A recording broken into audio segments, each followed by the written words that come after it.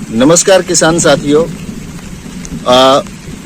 आज हम लोग गांव चूड़ी कला के अंदर हैं। आदमपुर से लगभग 10-12 किलोमीटर गांव चूड़ी कला, और चूड़ी कला के अंदर हमारे जो सहयोगी हैं, जो पेस्टिसाइड विक्रेता हैं, वो हैं बालाजी बीज भंडार उर्फ जय किसान खाद सेंटर, सतीश बेनीवाल जी और कुलदीप सियाग जी।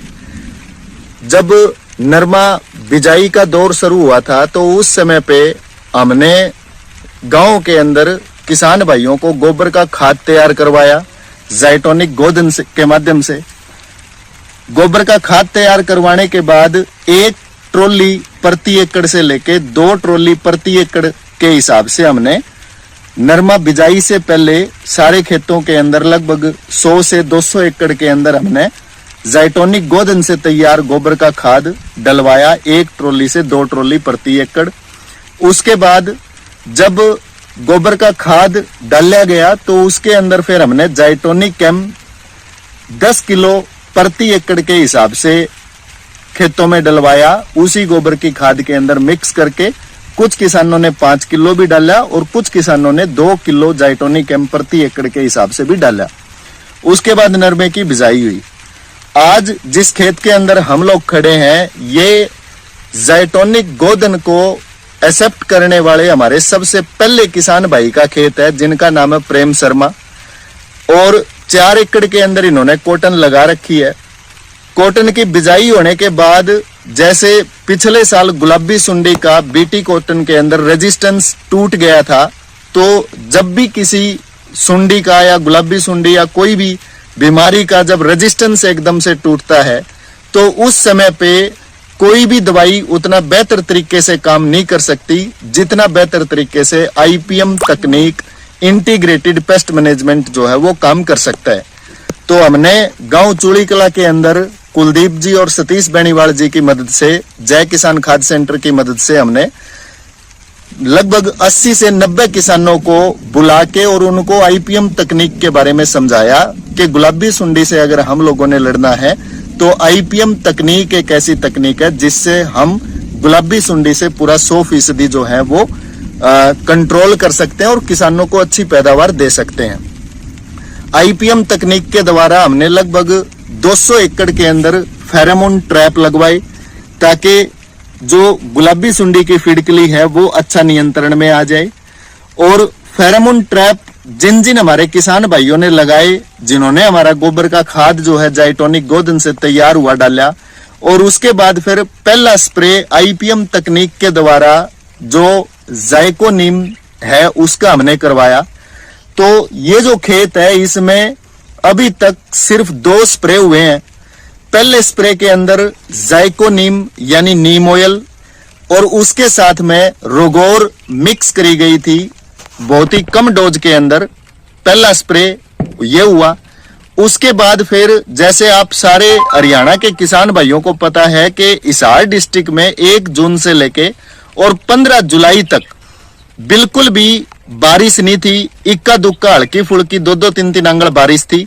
तो ड्राई स्पेल होने की वजह से, हुमस ज्यादा होने की वजह से और मौसम में चिड़पड़ाहट होने की वजह से पूरे हिसार डिस्ट्रिक्ट के अंदर लगभग सारे खेतों के अंदर सफेद मच्छर का अटैक जो है वो ईटीएल से ऊपर चला गया था।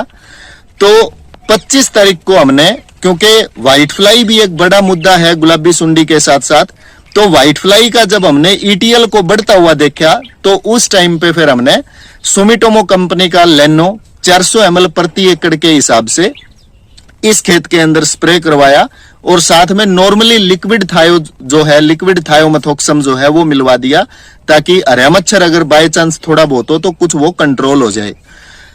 बहुत सारे किसानों के फोन आ रहे हैं, बहुत सारे किसान भाई ऐसे हैं जिनका नरमा पूरा काला हो चुका है, लेकिन अगर आप इस खेत को देखोगे किसी भी प्रकार का पत्ते में कोई कालापन नहीं है। नीम का स्प्रे हुआ है, फेरोमोन ट्रैप लगे हैं, व्हाइट फ्लाई का ईटीएल देख के लेनो का स्प्रे हुआ है, क्योंकि आईपीएम के अंदर अकेला बायोलॉजिकल नहीं होता, आईपीएम में अकेला मैकेनिकल कंट्रोल नहीं होता या फिजिकल कंट्रोल नहीं होता, उसमें केमिकल जो है उसका भी एक बहुत बड़ा महत्व है, लेकिन वो जरूरत पड़ने पे है।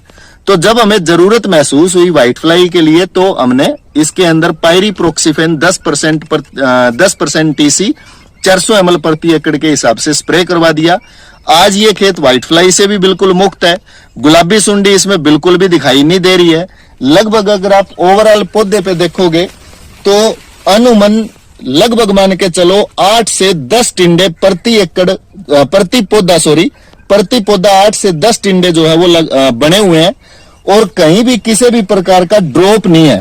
नॉर्मली क्या होता है, जब भी ड्राई स्पेल या तेज दवाइयां अगर स्प्रे होती है तो ये जो लड़ियां हैं इनमें से बीच बीच में एक दो टिंडा टूट के गिर जाता है, जो सिंथेटिक पायरेथ्रोइड दवाइयों के हार्ड इफेक्ट की वजह से होता है। अगर आप इसमें भी देखोगे किसी भी प्रकार का कोई ड्रॉप नहीं है। अगर ओवरऑल देखोगे तो ड्रॉप बहुत कम है और 8 से 10 टिंडे प्रति पौधे के हिसाब से मतलब जो हमें नजर आ रहे हैं। व्हाइट फ्लाई थोड़ा बहुत मतलब दिख सकता है, लेकिन इतना ज्यादा टेंशन लेने वाली बात नहीं है। कोई ज्यादा व्हाइट फ्लाई उड़ भी नहीं रहा, ओवरऑल बहुत अच्छी पोजीशन है। तो मैं सारे किसान भाइयों से अब भी ये मैसेज देना चाहता हूं कि अभी भी अपने साथ टाइम है, अपने पास समय है। आईपीएम तकनीक में जो बची कुछ चीजें हैं, क्योंकि कईयों ने फेरोमोन ट्रैप नहीं लगाए तो अब लगा सकते हैं। नीम का स्प्रे किसी भी केमिकल इंसेक्टिसाइड के साथ में वो मिला के इस्तेमाल कर सकते हैं।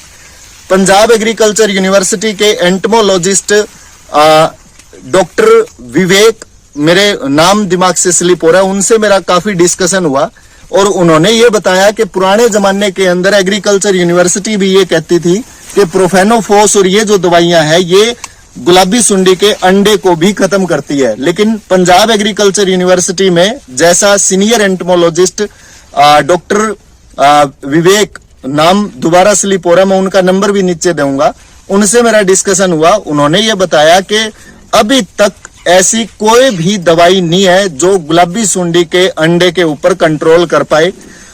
सिर्फ एक नीम ऐसी चीज है, अगर नीम ऑयल का खेत के अंदर स्प्रे होता है, अगर पत्ते पे कड़वाहट आती है तो जो गुलाबी सुंडी की फिड़कली है, जब उसको अंडा देना होता है खेत के अंदर, तो जिस खेत में नीम ऑयल का स्प्रे होता है तो गुलाबी सुंडी की जो फिड़कली है वो उस पे अंडा कम देने की कोशिश करती है, क्योंकि उसको भी अपना जो पिड्डी है उसको सेफ लेके चलना है।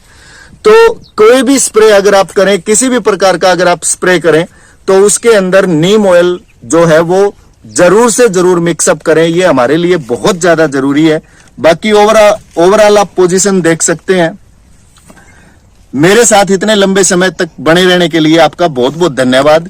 कुछ किसान भाइयों ने रिक्वेस्ट करी थी यूट्यूब पे भी, फेसबुक पे भी और व्हाट्सएप भी किए कि लगभग काफी सारे एरिया के अंदर जो लीफ करल वायरस है, कॉटन लीफ करल वायरस है, उसका अटैक बढ़ा है, तो उसको कंट्रोल करने के लिए क्या करना चाहिए, तो उसके बारे में भी एक जल्दी मैं वीडियो आपको दे दूंगा।